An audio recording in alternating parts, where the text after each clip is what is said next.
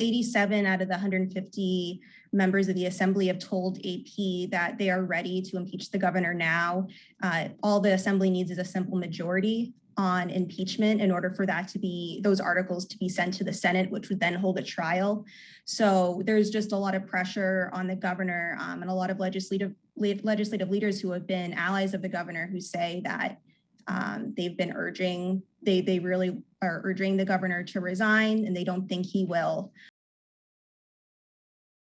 The Assembly Judiciary Committee today told the governor that he has until August 13th to provide any additional evidence or documents in regards to the Assembly's ongoing impeachment probe against the governor. And we don't know how quickly that this impeachment process could really get going.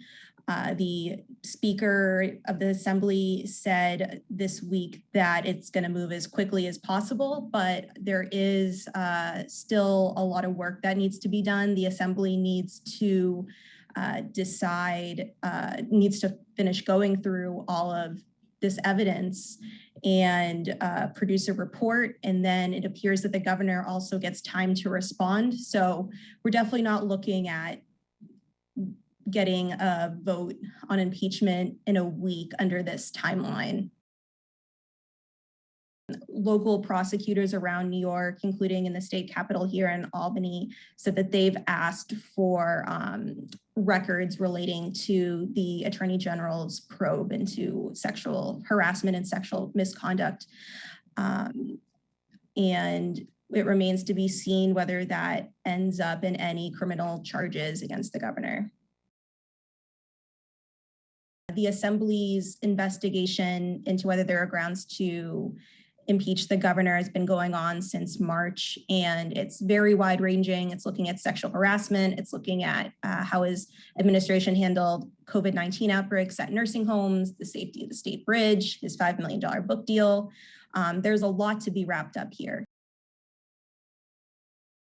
It appears that the governor has been receiving phone calls from allies who are encouraging and urging him to step down. I've spoken to many lawmakers, and they said that they haven't been on the receiving end of any sort of calls for them to support the governor, like we did see a couple months ago when there were a lot of calls for his resignation.